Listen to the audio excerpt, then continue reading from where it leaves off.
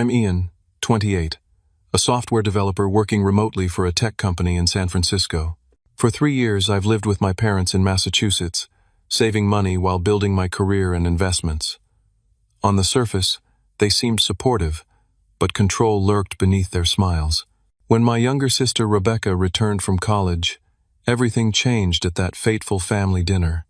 Their ultimatum about my bedroom revealed who they really were and who I could become.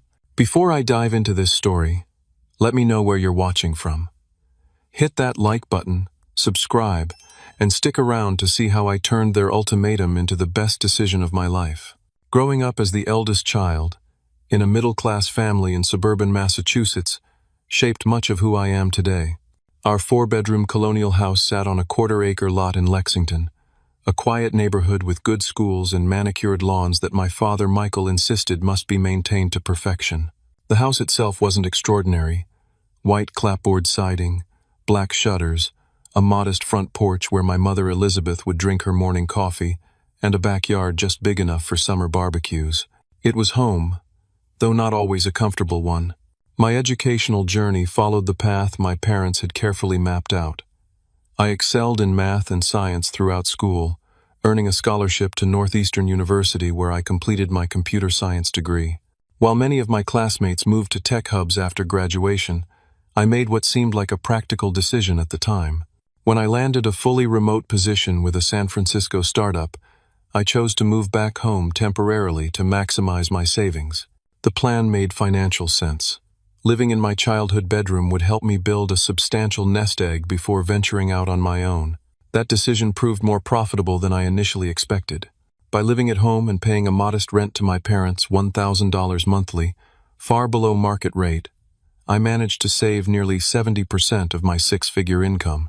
I lived frugally, invested in index funds, and a carefully selected portfolio of tech stocks that performed exceptionally well, and watched my savings grow month after month.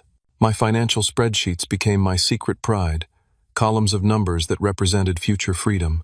My bedroom doubled as my home office for those 3 years. It wasn't spacious, but I'd made it functional. A standing desk positioned near the window overlooked the maple tree in our front yard. Dual monitors and an ergonomic chair were my main indulgences. The walls, once covered with posters of bands and video games, now held a whiteboard for project planning and a simple calendar. My bed tucked into the corner, almost an afterthought, in a space dedicated to productivity. The closet barely contained my modest wardrobe and the boxes of childhood memorabilia I couldn't bring myself to discard. My parents maintained an interesting dynamic between themselves and with their children. My father Michael, a logistics manager at a regional distribution center, brought his work persona home. Everything in our household ran according to his schedules and expectations. He wasn't physically intimidating average height with thinning hair and reading glasses that made him look scholarly, but his tone carried undeniable authority. Tough love was his parenting philosophy, which often translated to criticism disguised as guidance. "I'm only telling you this for your own good," became a phrase I learned to dread. My mother Elizabeth worked as an elementary school administrator, a job that seemed to drain her ability to assert herself at home. She'd occasionally disagree with my father in private, but publicly, she presented a united front. Her passive enabling of his behavior created a household where his word became unquestioned law. More concerning was her obvious favoritism toward my sister Rebecca. While she'd praised Rebecca's mediocre achievements effusively, my accomplishments received only perfunctory acknowledgement. "That's nice, dear. Have you seen the beautiful painting Rebecca made?" Despite being an adult with a successful career, living under my parents' roof meant adhering to their rules. Weekends involved mandatory family dinners where my father would interrogate me about work projects he couldn't understand, while my mother would serve her specialty dishes and make gentle inquiries about my non-existent dating life. I'd grown accustomed to this arrangement, focusing on the financial benefits rather than the emotional costs. My sister Rebecca was 4 years younger than me, and as different from me as siblings could be. While I gravitated toward logic and structure, Rebecca pursued artistic passions with enthusiasm but little discipline. Her academic career had been a series of changing majors and extended semesters, finally culminating in an art degree that took 6 years to complete. Throughout her life, my parents had rushed to her rescue whenever consequences loomed. Failed classes were met with tutors instead of accountability. Financial irresponsibility resulted in parental bailouts rather than budget lessons. Our sibling relationship had been strained since childhood. Rebecca had a habit of taking my possessions without permission: books, electronics, even money from my wallet, returning them damaged or not at all. When I complained, my parents dismissed my concerns. "Don't be selfish, Ian. She's your little sister." This pattern continued into adulthood, with boundaries ignored and entitlement encouraged. The announcement of her graduation and subsequent return home came during a Sunday phone call. My mother could barely contain her excitement, while my father spoke of clearing space in the garage for her art supplies.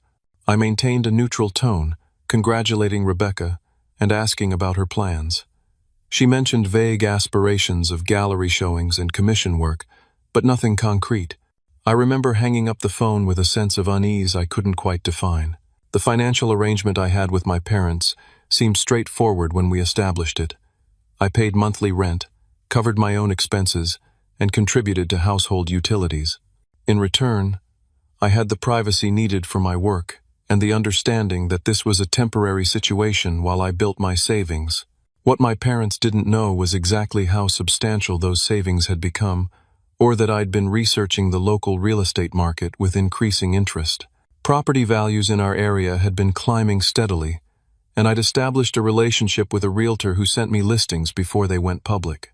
None of this seemed relevant to share with my family at the time, a decision that would prove fortuitous. Rebecca's return home arrived with the fanfare of a conquering hero. My parents spent an entire weekend preparing deep cleaning the house, preparing her favorite meals, and even replacing the bedding in her old room with a new organic cotton set in her preferred shade of teal.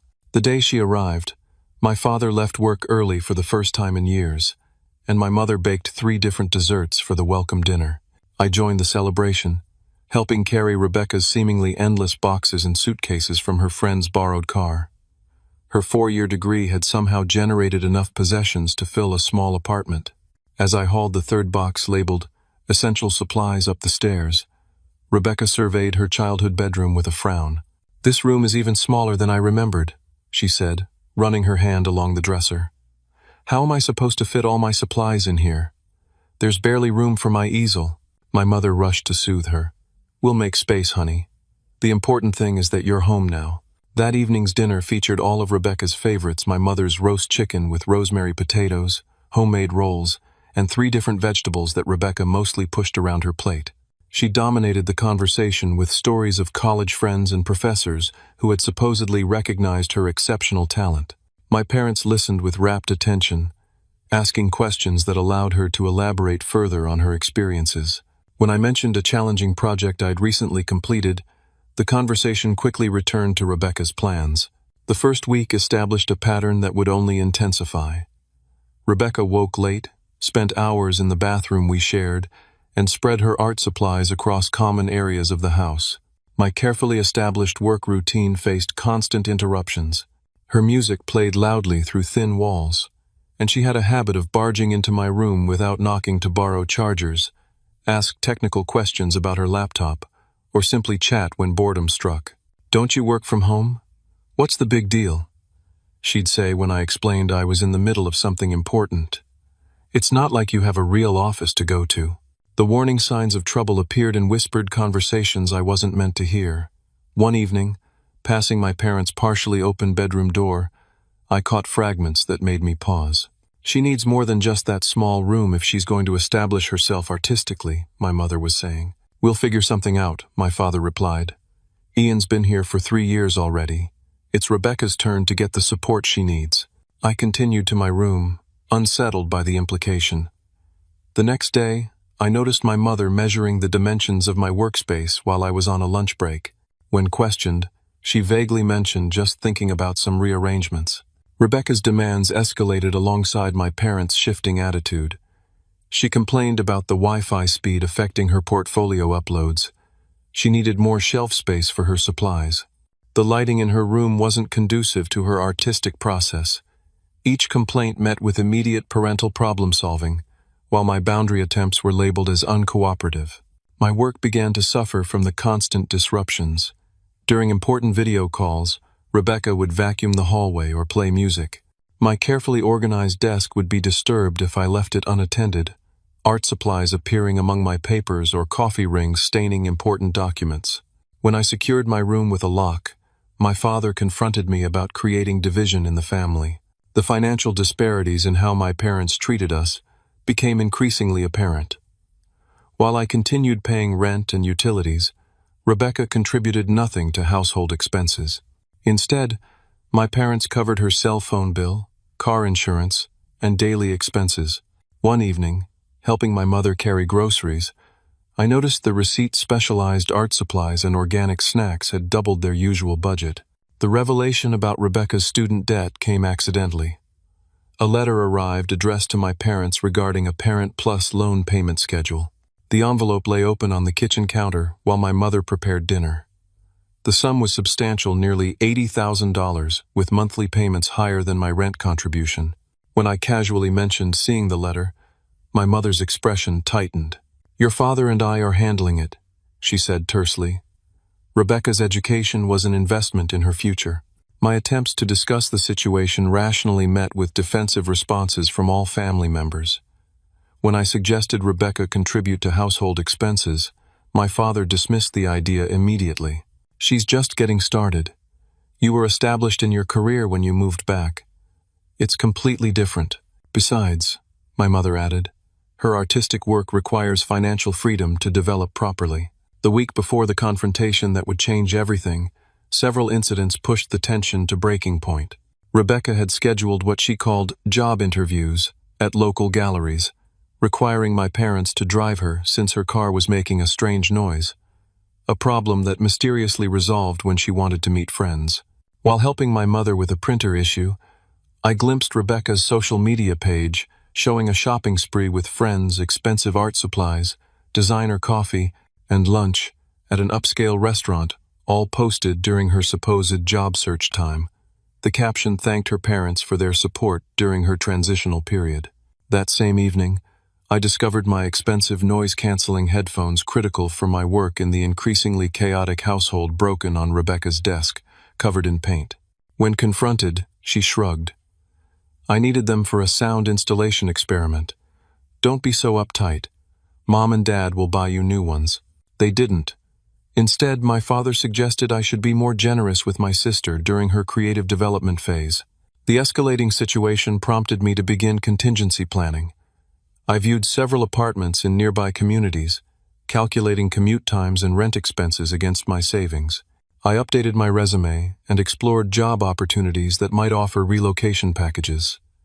I said nothing of these plans to my family, maintaining the appearance of acceptance while preparing for independence. What I didn't yet know was how soon, and how dramatically, I would need these plans. My father's 55th birthday arrived amid the growing household tension. Despite the strain, I was determined to maintain family traditions and show the respect my father expected. I purchased an expensive watch he had mentioned months earlier, a significant investment that represented several days' pay. The morning of his birthday, I woke early to help my mother prepare his favorite breakfast, Belgian waffles with fresh berries and homemade whipped cream. The day proceeded pleasantly enough, with my father accepting birthday calls from relatives and friends, while Rebecca worked on what she called a commemorative art piece for him. I spent several hours organizing a slideshow of family photos for the evening celebration, carefully selecting images that highlighted happy moments throughout the years. The effort felt increasingly hollow as I searched for recent photos where everyone looked genuinely happy together. Dinner preparations began in earnest that afternoon. My mother prepared beef Wellington, my father's favorite special occasion meal, while I handled sides of roasted vegetables, garlic mashed potatoes, and a Caesar salad. Rebecca's contribution was limited to setting the table, a task she completed haphazardly while talking on her phone. The dining room looked festive with candles and the good china my mother reserved for holidays and birthdays. The meal itself started on a positive note. My father was in an unusually good mood, appreciative of the food and the attention. He opened his gifts with uncharacteristic enthusiasm, expressing genuine pleasure at the watch I'd given him. "This is quite thoughtful, son," he said, examining the timepiece. "Very practical and stylish." Coming from him, this was effusive praise. We ate comfortably, the conversation flowing more naturally than it had in weeks. My mother shared amusing stories from her elementary school.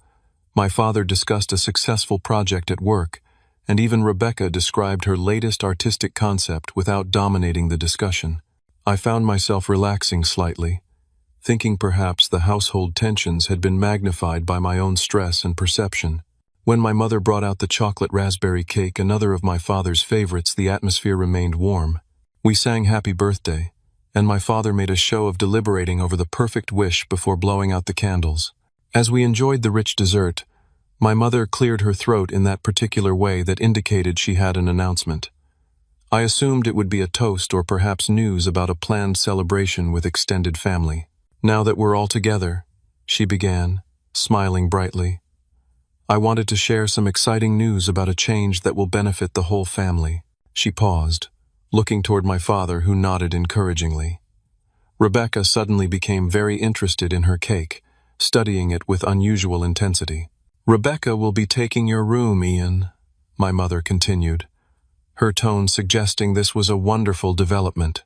"She needs more space for her artistic pursuits, and your room has that lovely northern exposure that's perfect for her work." The statement hung in the air for a moment as I processed what she was saying. I set my fork down carefully, swallowed my bite of cake, and looked at my mother directly.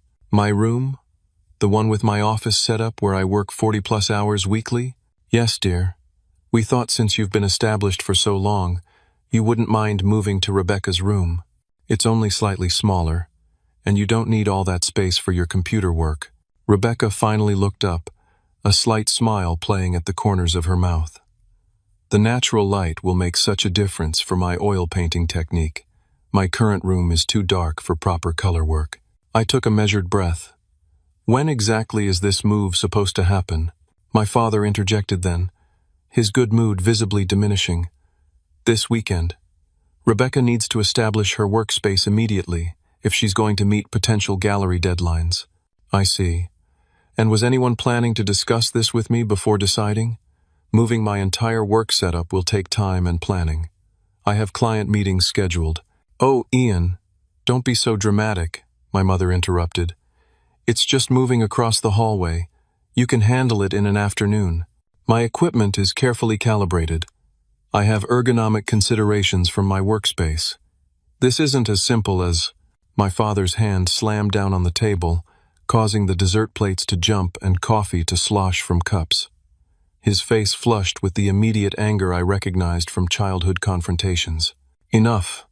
This decision has been made.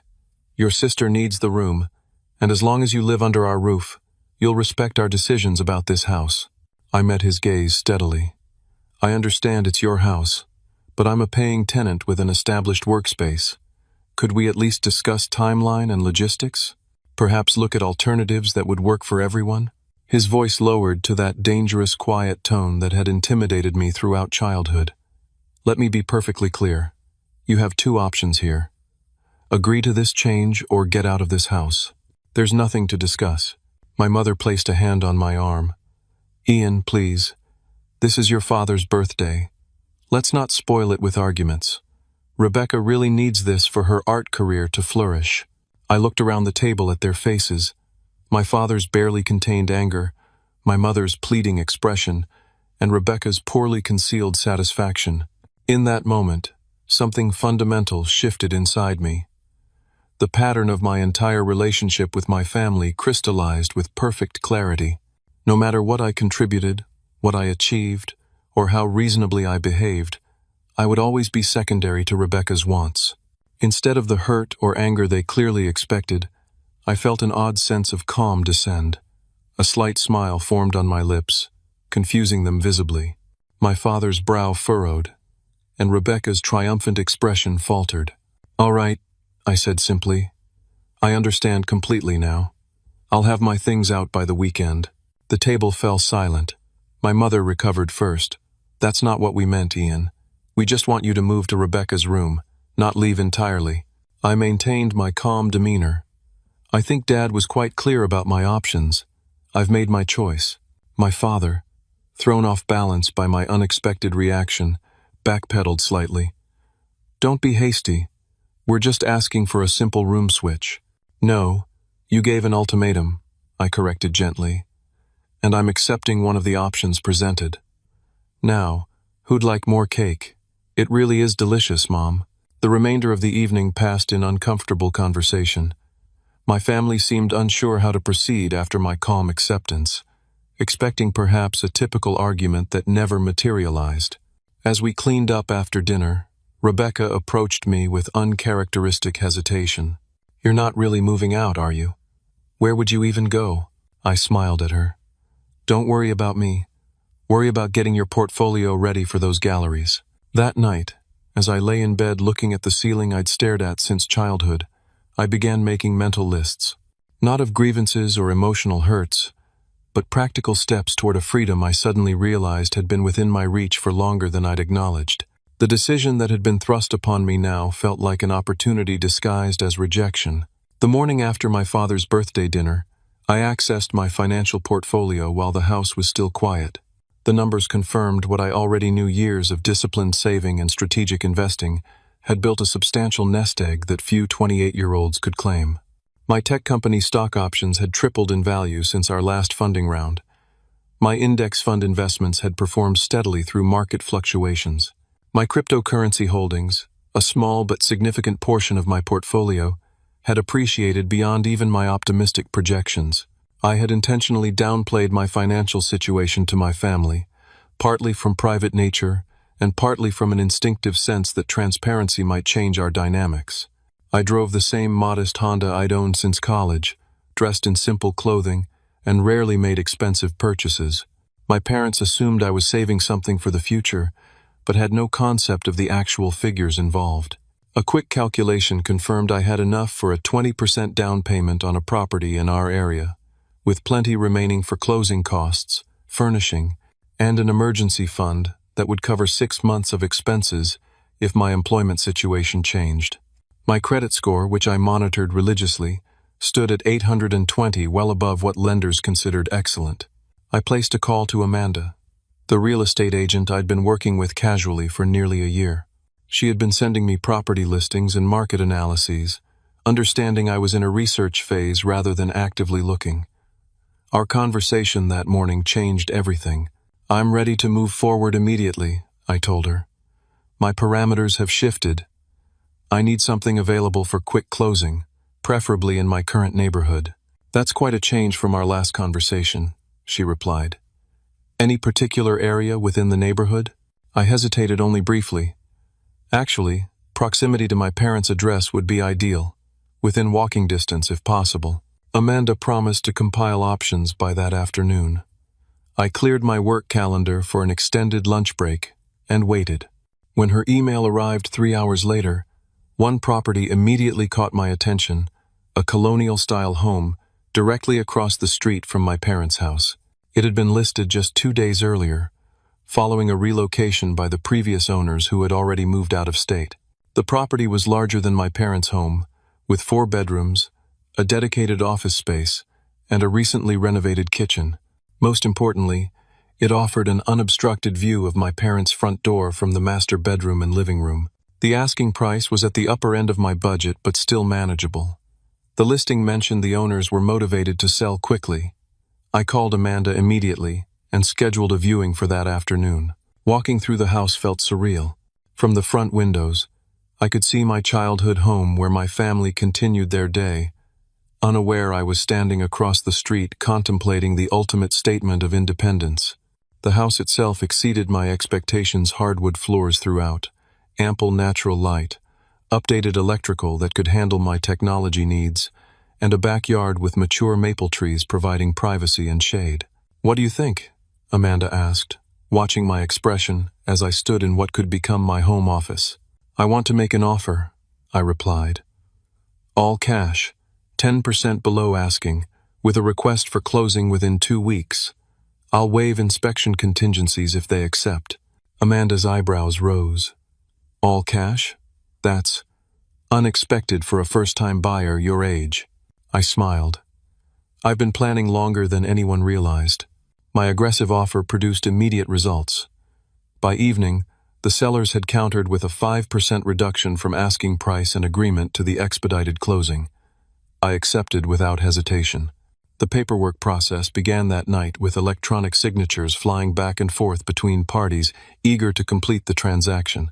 Meanwhile, at home, I maintained a calm facade. I began packing my possessions methodically each evening, carefully wrapping electronics and organizing books into boxes labeled simply office or personal. When my mother inquired about my plans, I responded with vague mentions of a place nearby and temporary arrangements until I find something permanent. Rebecca had already begun measuring my room and discussing paint colors with our mother, barely containing her excitement about claiming the larger space. I arranged for a storage unit rental as a cover story, having a small amount of furniture and boxes delivered there while the majority of my preparations happened behind the scenes. The closing process moved with surprising speed.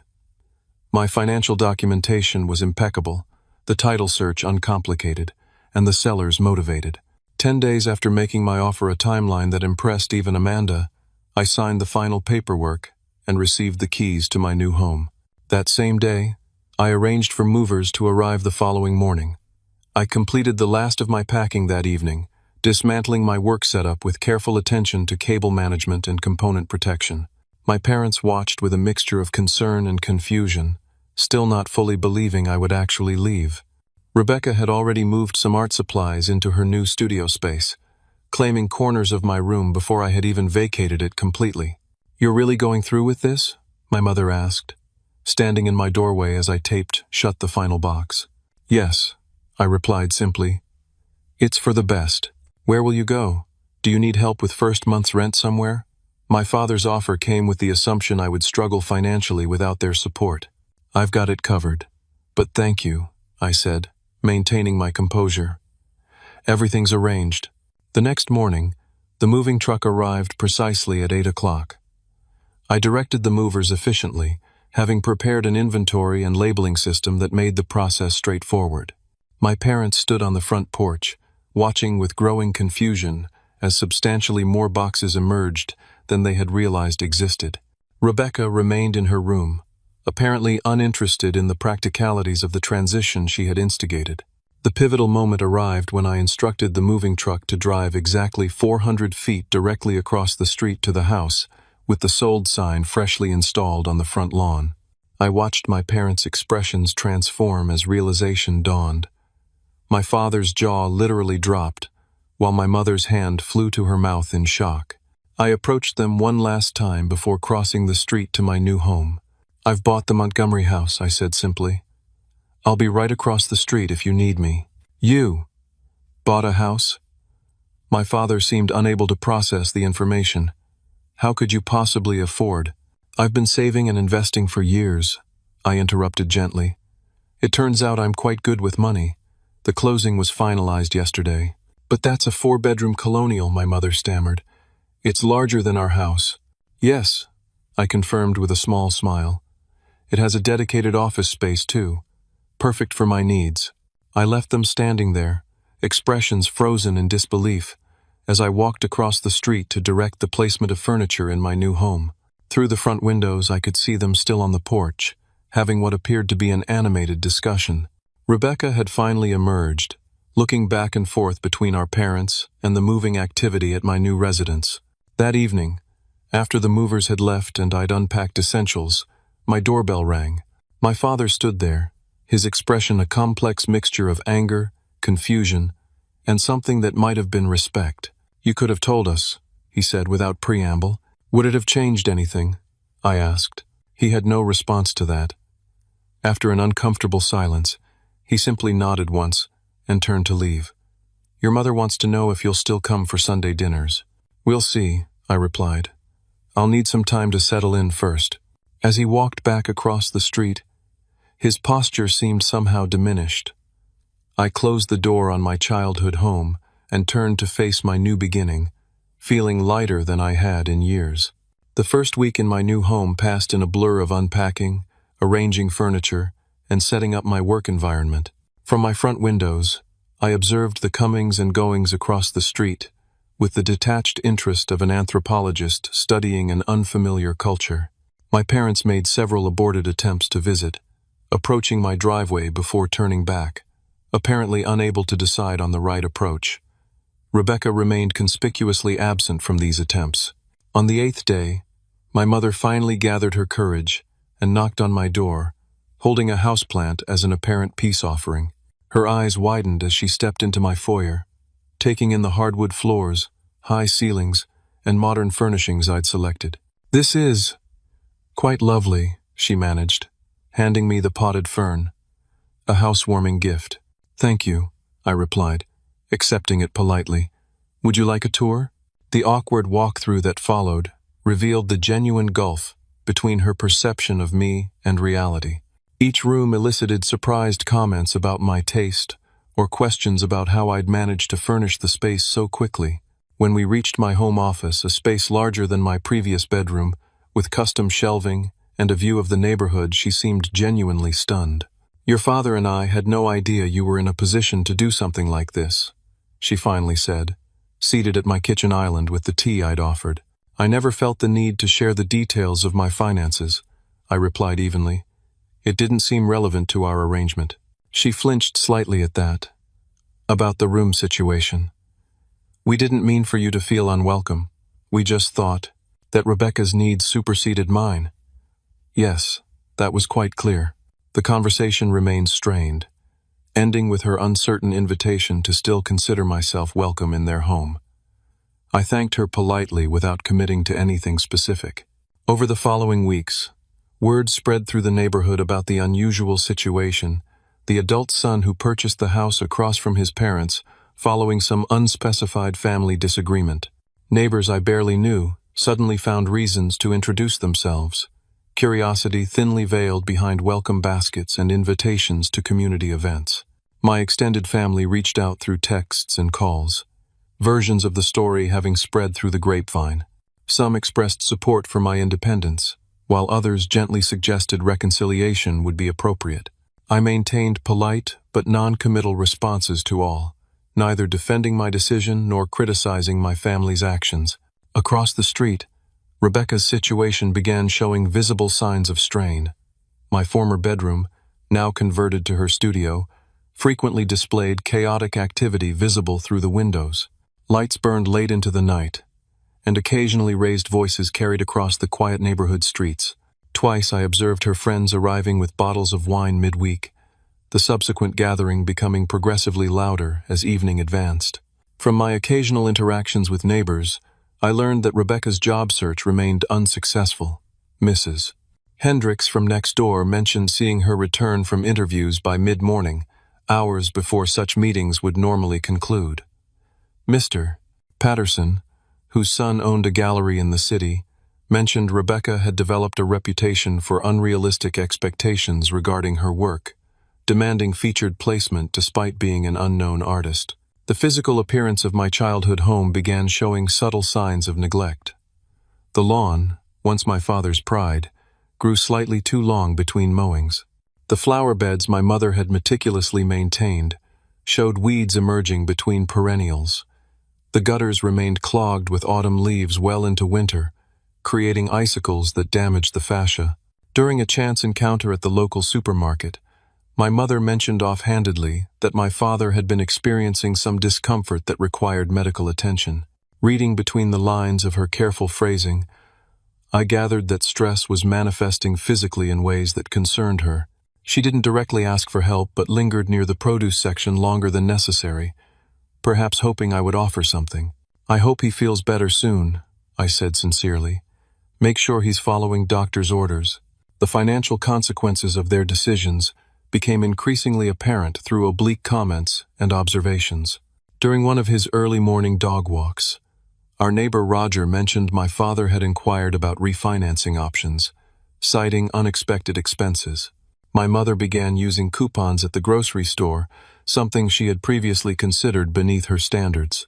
Rebecca's art supplies continued arriving in packages, while my mother's car developed a concerning sound that remained unaddressed. The most revealing insight came from my Aunt Susan during a phone call. "Your parents had to dip into their retirement accounts," she confided after extracting a promise of discretion. "Something about helping Rebecca establish her career and unexpected household expenses. Your father's worried about penalties, but they didn't have other options." I established a simple morning routine that coincidentally aligned with my parents' departure times. Each morning, at precisely 7:30, I would sit on my front porch with coffee, newspaper, and laptop, appearing absorbed in starting my workday. This timing perfectly matched when my father backed out of their driveway to head to work, followed 15 minutes later by my mother. Without fail, I would look up, smile pleasantly, and wave with a cheerful, "Good morning," as their cars passed. The psychological impact of this daily ritual became evident in subtle ways. My father's expression grew increasingly grim, while my mother's attempts at returning the greeting became strained.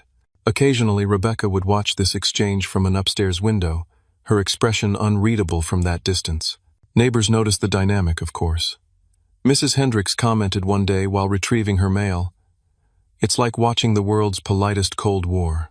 Your father looks like he's swallowing lemons every morning when you wave." I just smiled.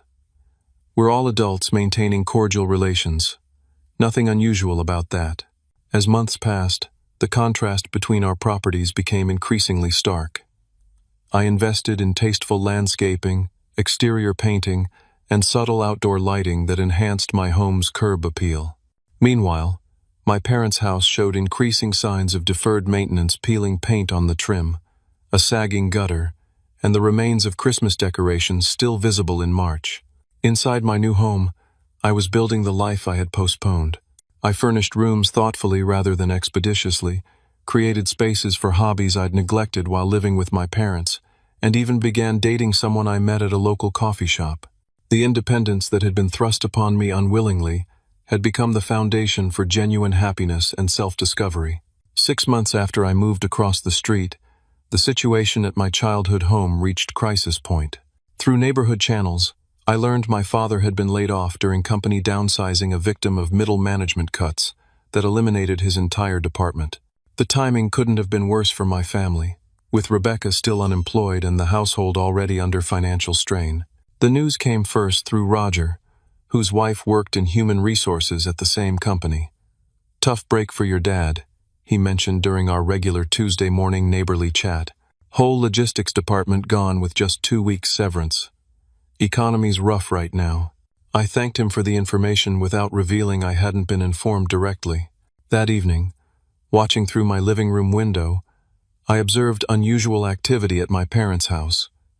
My father arrived home mid-afternoon, rather than his usual 6 o'clock, carrying a cardboard box that likely contained personal items from his office.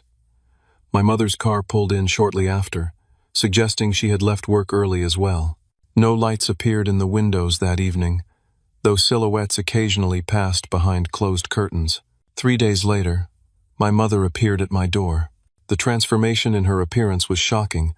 Her normally perfect hair showed gray roots, her clothing looked slept in, and the lines around her eyes had deepened considerably. She stood on my porch, arms wrapped protectively around herself. "May I come in?" she asked, voice barely above a whisper. I stepped aside immediately, concern overriding the careful distance I'd maintained. Once seated at my kitchen island, the same spot as her previous visit, she broke down completely, tears flowing unchecked. "Everything's falling apart," she confessed between sobs. "Your father lost his job. The severance barely covers next month's mortgage. Rebecca's art isn't selling, and she refuses to look for regular work because it would compromise her creative integrity. The credit cards are maxed out, and the retirement accounts are nearly depleted from penalties and withdrawals." I listened silently, offering tissues and water while she continued. "The house needs repairs we can't afford.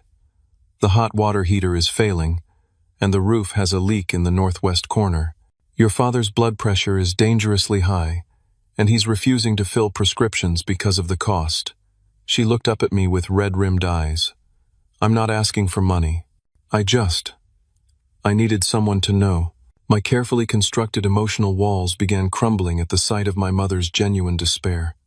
The satisfaction I'd felt watching their situation deteriorate suddenly seemed petty and hollow. "What about Rebecca?" I asked gently. "Is she aware of how serious things have become?" My mother's expression hardened slightly. "She says we're being dramatic, that the universe will provide for artists who stay true to their vision. She's planning to convert the dining room into additional studio space because apparently her current room, your old room, doesn't have the right creative energy anymore." After my mother left, I found myself in an unexpected state of internal conflict. The rational part of me recognized that my parents were facing the natural consequences of their choices and favoritism. The emotional part, the part I'd suppressed during months of polite morning waves, remembered moments of genuine family connection before Rebecca's return had disrupted the equilibrium. I called Marcus, my closest friend since college, and the only person who knew the complete story of my family situation. Unlike others who had offered generic advice about forgiveness, Marcus had supported my decision for independence without judgment. "They're in trouble," I explained after relating my mother's visit. "Real trouble, not just inconvenience. And you're feeling responsible somehow," Marcus observed. "Despite everything, not responsible exactly, but satisfied in a way that feels wrong now. Does that make sense?" "Perfect sense. Revenge is sweet until it isn't. The question is, what do you want your relationship with them to be long-term? This could be an opportunity to redefine things on your terms." That conversation sparked days of reflection about family obligation, boundaries, and the fine line between justice and vengeance. I found myself looking through old family photos, camping trips where my father had taught me to fish, school science fairs where my mother had helped with displays, holidays that held genuine warmth before comparisons and favoritism became our family's defining dynamic. After careful consideration, I texted my parents. "Dinner at my house, Friday at 7. Just the two of you, please." The response came almost immediately, a simple, "We'll be there," from my mother's phone. I spent Thursday evening preparing my father's favorite meal. Not the beef Wellington of special occasions, but the simple pot roast with root vegetables he preferred for regular Sunday dinners. I set the table with care, opened a decent bottle of wine to breathe, and waited. They arrived precisely at 7, looking uncomfortable and uncertain. My father had clearly made an effort, freshly shaved, wearing a button-down shirt that hung slightly loose on his frame. My mother had applied makeup that didn't quite conceal her exhaustion. I welcomed them warmly, taking their coats and offering drinks before seating them at my dining table. The initial conversation remained cautious, focused on neutral topics like neighborhood news and the unseasonably warm weather. As I served the pot roast, my father cleared his throat. "You didn't have to go to all this trouble," he said, gesturing to the meal. "It's no trouble," I replied. I wanted to create the right atmosphere for an honest conversation. That simple statement cleared the air immediately. The pretense of normalcy dissolved as we all acknowledged the elephant in the room. I took a deep breath and began.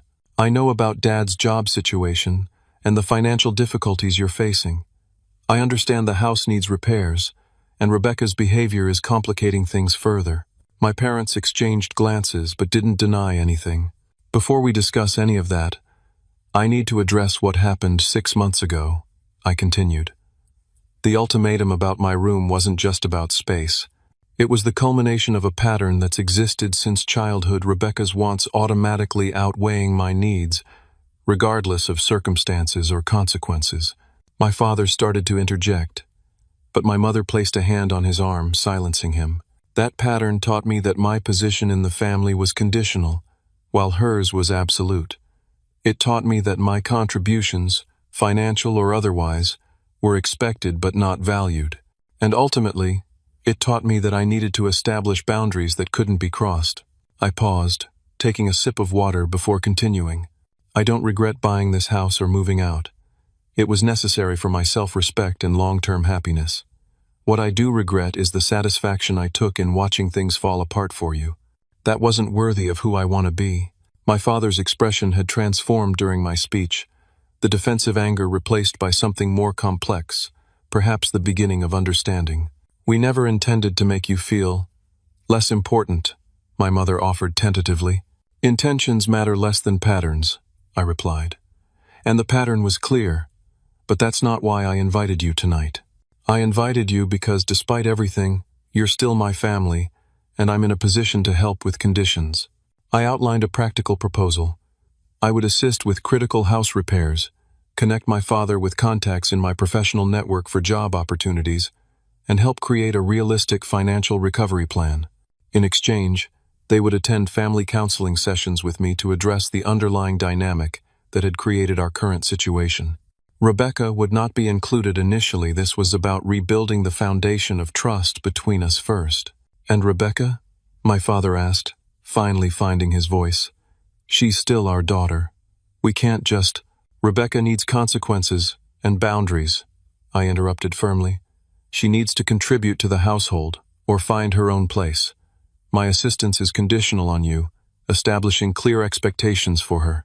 I won't subsidize the same patterns that damaged our family. The conversation continued late into the evening, painful at times but ultimately productive.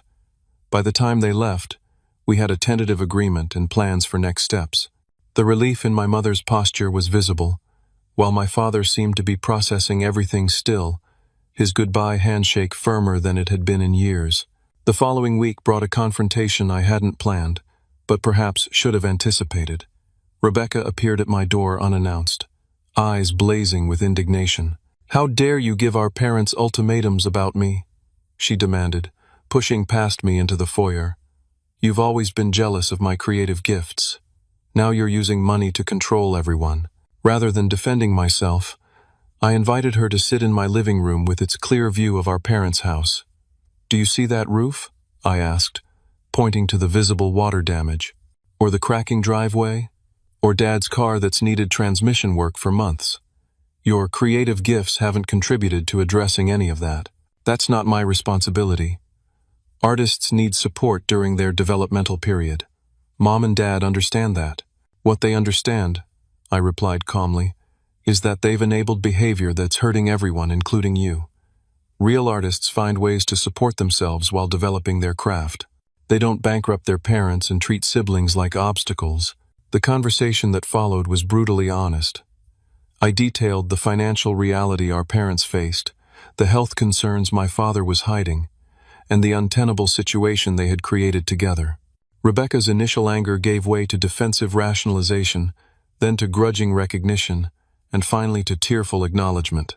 "I don't know how to do anything else," she admitted, suddenly looking much younger.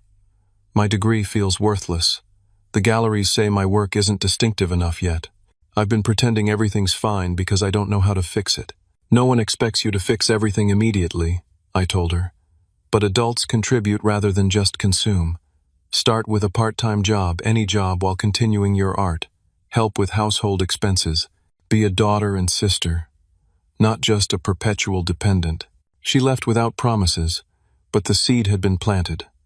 3 days later, she texted a screenshot of an online application to a local frame shop that was hiring. It wasn't a transformation, but it was a start. The following months brought gradual but meaningful changes to our family dynamic. The critical house repairs were completed. First, a new roof installed before winter, the water heater replaced, and the electrical system updated to handle modern demands safely.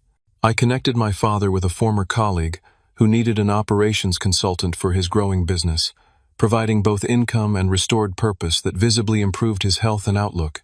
Our family counseling sessions, while initially awkward and defensive, eventually created space for honest conversations that should have happened years earlier. My mother tearfully acknowledged the favoritism she had shown toward Rebecca, tracing it to her own childhood experiences as the less favored daughter. My father confronted his tendency to use control and ultimatums rather than communication and compromise. I recognized my pattern of silent accommodation, followed by dramatic breaks, rather than establishing ongoing boundaries. The most surprising development came from Rebecca herself. After securing the frame shop position, she discovered an unexpected talent for helping customers select complementary framing for their artwork.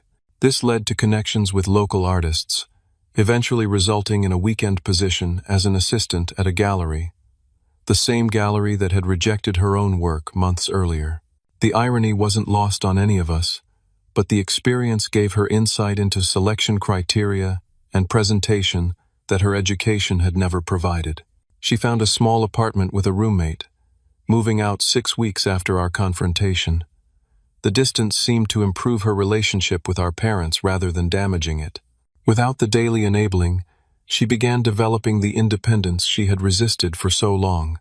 Her art continued, but with a more disciplined approach, informed by her gallery experience. New boundaries transformed our family gatherings. We established Sunday dinners as a weekly tradition, rotating between our homes with each person contributing to the meal. These gatherings had clear start and end times, respectful conversations, and zero tolerance for the old patterns of favoritism or dismissal. When backsliding occurred, as it inevitably did, we had developed language to address it immediately, rather than letting resentment build. My parents' financial situation stabilized gradually.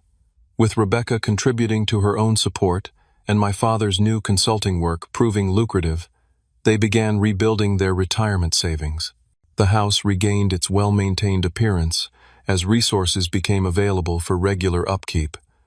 My mother even returned to gardening, finding joy in the flower beds that had been neglected during the crisis period.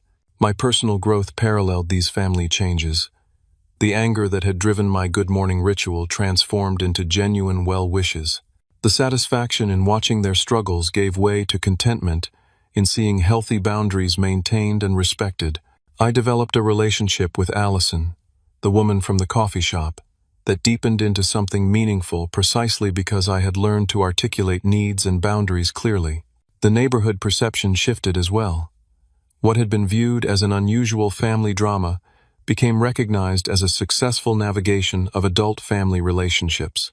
Several neighbors with adult children living at home sought advice about establishing clearer expectations and boundaries.